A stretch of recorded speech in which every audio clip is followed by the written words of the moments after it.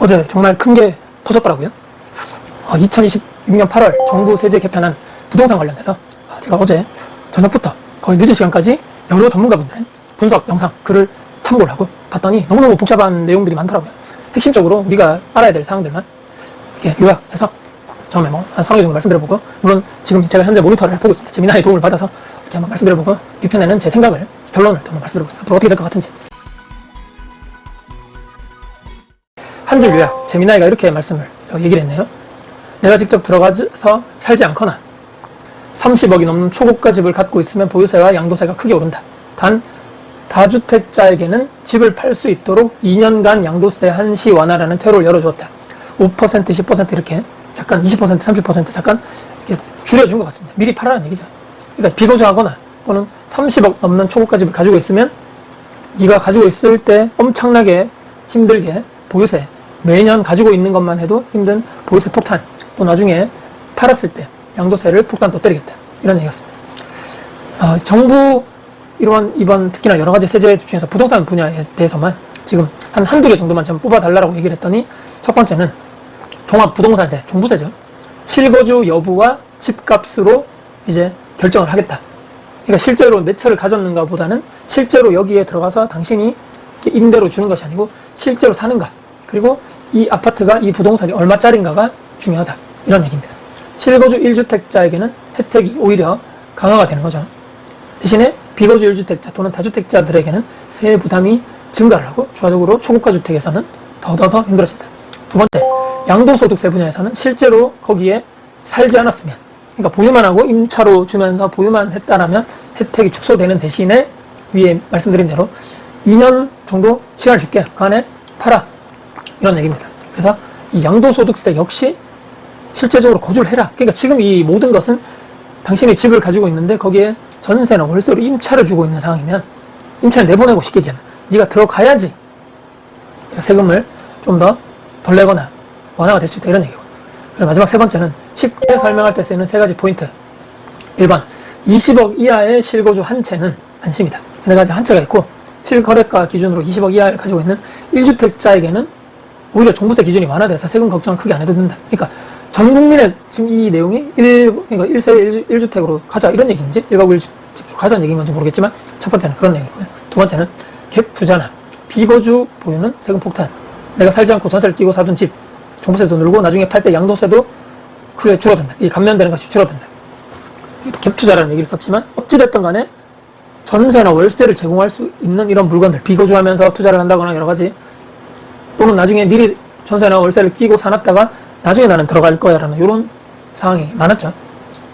이런 상황에서는 세금이 폭탄된다.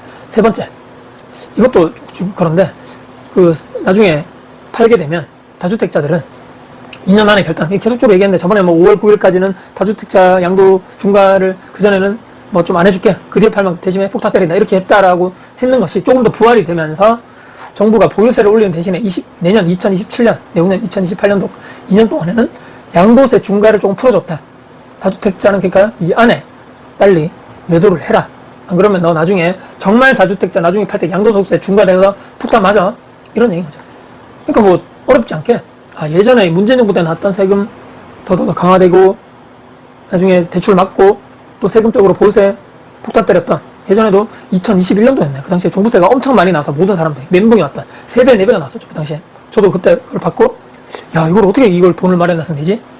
라고 했던 이런 상황인데, 쉽게 얘기하면 이제 한 줄 요약한 대로 직접 들어가 살아. 너 집이 있으면 전월세 주지 말고, 그리고 30억 넘는 대부분의 사람들이 아닐 수 있겠죠. 이 영상을 보신 분들 중에서는 그 정도 고가주택 가지신 분도 계시겠지만, 많은 분들이 이 정도는 아니기 때문에 나와는 크게 관련이 없다. 특히나 내 집에서 살고 있는 분들에게는 그냥 아무런 변화가 없는, 대신에 나중에 이런 전세를 끼고 사둔다거나 월세를 준다거나 이렇게 임차를 주는 비거주 주택에 대해서도 세금을 많이 매긴다고 하니까, 이렇게 사람들이 자기 집으로 많이 들어가는 상황이 이제 벌어지겠구나. 안 그래도 서울이라든지 여러 가지 경기도 일부 지역에서는 토지의 구역이다 보니까, 또 실거주 2년을 해야 되는 또 조건이다 보니까 계속적으로 본인집으로 들어가는 정책 때문에, 안 그래도 지금 공급이 없고 신규 아파트 공급이 없다 보니까 전월세가 시가 마르고 가격이 오르는 상황에서 그런 지역에서는 더더더 지금 집주인들이 들어가는 상황이다 보니까 전월세가 더 구애한데, 이 정책이 나옴에 따라서 더 없어지는 것이 아닌가, 이런 생각을 하게 되는 거죠. 여러 가지 복잡한 뭐 매덕 이하에서 세금 계산하는 게 너무너무 복잡한데 이런 것은 다른 채널이라든지 전문가 분의 영상을 보시고 공부하면 될 것 같고요. 저는 이제 거시적으로 크게 봤을 때 본질을 좀 봐야 된다. 강남 한강벨트 그리고 고가주택 이쪽에 고가주택 뭐 지방에도 비싼 주택도 있겠지만 그런 주택을 가지고 있는 국민들을 아마 이번 정부에서는 지지난 문재인 정부 때처럼 그런 사람들을 적폐 세력 적으로 간주를 하고 있는 것으로 이제 인식을 하면 된다. 이게 첫 번째고요. 두 번째는 참 안타까운 얘기지만 남들이 욜로다 인생 한방이다 지금 먹고 즐기고 살아야지 먹고 놀고 여행 가고 돈 다 쓰면서 살 때 차곡차곡 월급 처음에 받았을 사회초년생부터 돈 받아서 선저 후 지출하면서 또는 부모님 집에 살면서 주거비라 돈을 아끼고 악착같이 돈을 모아서 예금 적금해서 또 여러 가지 투자 수단을 통틀어서 재테크하고 이런 사람들이 대출 받아서 집 사고 그래서 조금씩 원리금 갚아가면서 살았다. 그러면서 시간이 지나다 보니까 그 아파트 가격이 오르고 이렇게 했던 사람들을 죄인으로 취급하는 또 정부가 아닌가. 뭐? 남들보다 네가 성실하게 돈도 많이 세금도 많이 내고 성실 납세자로 네가 뭐 지금까지 대한민국에 살았다고? 뭐 어쩌라고. 또 이런 스탠스가 아닌가. 그리고 문재인 정부 시즌2 그것도 아주 매운 핵 불닭 맛이다. 지금 완전히 똑같다. 컨트롤 C 컨트롤 V인데 더 맵게. 근데 집권 1년 차에 바로 이렇게 돼버렸죠. 왜 저렇게 하나 싶을 정도로 아마 목적은 세금을 더 많이 걷기 위해서겠죠. 특히나 고가주택 더 큰 세금 다주택자에게 더 큰 세금을 안 올린다. 공급으로만 집값을 잡겠습니다 라고 했더니 진짜 그런 줄 아네 이 바보들아. 또 이런 생각이 아닌가. 그리고 그냥 결론은 내 집에서 그냥 사라는 얘기입니다. 그리고 두 채 세 채 사지 말고 1주택으로 살아서 거기 살아. 특히나 고가주택 또는 서울 와 이제 저 봐라 저 한강 이쪽에 뭐 한강이 보이는 뭐 한강 뷰라고? 그쪽에 이제 부자들 고가주택 가진 놈들 이제 뭐 인생 끝났구나 저 봐라 와 너무너무 좋다. 이게 뭐랑 똑같냐면 저기 뭐 불이 났네 저쪽에 강 건너에서 와 정말 불구경하러 왔습니다. 정말 재밌습니다. 역시나 불구경이 최고의 재미입니다. 자세히 봤더니 저거 우리 집인데? 울면서 저 우리 집이에요 라는 그런 짤이 있죠. 자기가 똑같이 하는 거야. 거기에 원래 상대적으로 저렴하게 거주할 수 있었던 특히나 이런 전월세 임차인분 이 얘기가 별로 없죠. 사람들이 지금 뭐 가격이 오릅니다. 뭐 완전 장기 보유 특별 공제가 뭐 거주로 바뀌고 보유세가 폭탄이 되고 양도소득세 이건 다 집주인들의 얘기인데 이거 말고 거기 원래 살았던 전월세 임차인분들 갈 곳이 없다. 더 외곽으로 밀리거나 아니면 그 바운더리에 있어야 되는 분들은 비아파트 쪽에 좀 상대적으로 저렴한 그쪽으로 간다거나 아니면 경기도 쪽으로 간다거나 실무적으로 집주인이 들어가야 되는 상황이죠. 더 이상 이런 게 못하니까 특히나 아파트 공급 이런 게 다 힘들죠. 앞으로는 대통령도 최근에 그런 얘기했었고 계속 지으면 이런 얘기 했었죠. 아파트 가격만 올라가고 그러니까 못 짓는다는 얘기죠. 짓기 싫어. 내가 지금 우리 정부 때 신규축 공급을 많이 한다 그래서 바로 부동산 가격이 잡히는 것도 아닌데 이런 얘기 하면서 안 하는 거죠. 그냥 공공임대 지어줄 테니까 저 외곽이라든지 이런 데 싸게 다닥다닥 닭장으로 지어줄 테니까 거기 들어가. 지금 임차인들 저 개돼지 같은 놈들 거기 가서 살아. 임대료 좀 싸게 해줄게. 지금은 싸게 해줄게. 근데 3년 뒤에 5년 뒤는 몰라. 하여튼 지금은 해줄게. 이런 스탠스가 또 아닌가. 다 이미 나와 있는 거죠. 왜냐면 지금 국가 정책 보면 공공임대주택을 많이 늘리겠다 이런 얘기 나오는 거니까 거기에 누가 임차인들을 몰아넣을 계획이구나. 쉽게 어려운 것이 아니고 쉽게 우리가 생각할 수 있겠구나. 이게 근데 가장 무서운 현실인 거죠. 이렇게 잘못된 전 신념이라고 말씀드리겠습니다. 제가 생각할 때 잘못된 신념이 국가의 전체적인 방향성이 험한 대로 잘못 가게 해집니다. 몇 번 이 잘못된 선택으로 인해서 개인적으로 봤을 때 말이죠. 내 인생이 나락행 직행 열차를 타게 될 수도 있다. 여전히 지금도 뭐가 잘못된지 모르고 관심도 없고 이런 사람들 많을 겁니다. 근데 이제는 정말 깨달아야 됩니다. 이제는 뭐가 잘못되고 있다는 것을 말이죠. 전월세 대란을 넘어서서 이제는 서울 말고 경기도, 인천, 지방의 광역시까지도 또 지금 소도시까지도 불붙을 겁니다. 분명히. 근데 이게 불붙는 게 문제가 아니고 사람들의 거기 사는 원래 사람들의 이 분노가 폭발하는 거죠. 분노만 폭발하면 안 되고 제가 항상 말씀드리죠. 폭발하면 되는데 중요한 것은 그 전에 각 개인들이 내가 살 길을 찾아놔야 됩니다. 내가 살 길. 내가 행동이 바뀌려면 뭐 생각이나 기준이나 철학이나 마인드가 바뀌어야 된다. 그래야지만 확실하게 진짜 바뀌고 행동과 실행을 한다라는 얘기를 많이 들어보셨어요. 조심스럽게 제가 또 마지막 결론을 내리자면 정권이 오래가지 않을 것 같습니다. 교체될 것 같습니다. 아마 제가 똑같은 이유죠. 문재인 정부 때 부동산 민심이 안 좋았다. 세금 폭탄으로 잡겠다라고 했었지만 완전 풍선 효과로 전국을 불장을 만들어놨다. 그것과 비슷하게 지금 가지 않겠는가. 그리고 그 당시에는 문제가 지금 이 상황보다 문제가 좀 덜 심각했던 것이 그 전에 이제 공급이라든지 이런 걸 많이 했기 때문에 신축 입주가 아파트가 많았던 상황인데 지금 이제 그것도 없는 거죠. 더 줄어들고 지방광역시도 더 입주가 없어지고 서울은 더 마찬가지고 인천, 경기도도 더 앞으로 없다는 얘기를 하면서 수요 대비 공급이 훨씬 부족하는 이런 상황에 전월세가 과연 지금보다 더 힘들어질 것이 아닌가. 특히나 이 경제 분야, 항상 제가 말씀드려요. 경제, 특히나 돈. 이 분야에서는 좌우, 뭐, 진보, 우파 이런 게 없는 거죠. 내 주머니에서 지금 돈이 빠져나가고 있다고요? 아니, 안 그래도 지금 물가 올라가가지고 말이죠. 먹고 살기도 힘든데. 환율 폭망일지, 기름값, 원자재값, 야채, 식비, 외식비 다 오르는데 지금 나갈 내 돈이 더 오른다고? 지금 전기세도 엄청 뭐 더 오른다 그러고 수도값도 더 오른다 그러죠? 모든 것이 돈을 다 내는 것이 올라간다는데 여기서 뭐 증세까지 된다고? 뭐 근데 뭐 주식으로 돈 좀 버나 싶었더니 이게 뭐 주식이 더 폭망했네? 이번 정부 이거 도대체 뭐 하는 놈들이야? 이거 도저히 안 되겠네. 다음 선거 때는 한번 두고 보자. 이런 사람들이 점점점 더 많아지고 있고 지지율 추세 같은 거 보면 추세 나오죠. 더 부정이 올라가고 긍정이 내려가는. 지금까지 1년 만에 이런 일이 벌어지는구나.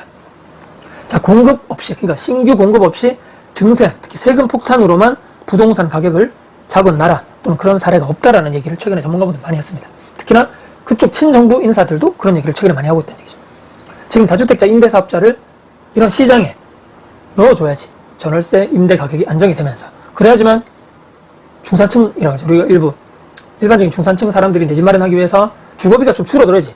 그러니까 공급이 많아져야지 이 임대를 다주택자 임대사업자들이 하다 보니까 이분들이 시장에 들어가야지만 전월세 가격이 풍부해지고 가격이 경쟁이 되면서 전체적인 주거비가 낮아지면 거기에서 내가 돈 모을 수 있는 돈이 더 늘어나는 거죠. 그러니까 주거비가 다운되면 모을 수 있는 돈은 오히려 커지고 이 돈을 계속적으로 모으면서 앞으로 더 올라가는 이런 상황이 돼야 되는데 계속적으로 이렇게 돈이 나가는 돈이 더 커지고 주거비가 올라가고 물가 올라가고 여러 가지 내 돈이 모이지 못하는 상황에서는 도대체 언제 내가 돈 모아서 언제 집 사고 이런 민심들이 저 바닥부터 부글부글 현재는 끌어오르고 있는 상황입니다. 곧 100도씩 올라가는 거죠. 이 분노가 서서히 끌어오르고 이게 임차인들이 실제적으로 내 생활 현실이기에 우리가 모든 사람들이 이제는 이게 내가 이 사람을 이 정권을 내가 뽑았는데 이게 진짜 내가 원했던 특히나 이 대통령이 또 그 정권이 처음에 나왔을 때 국민들에게 난 이렇게 할 거야 라고 했던 그 공약들이 정말 지켜지는 것이 맞나?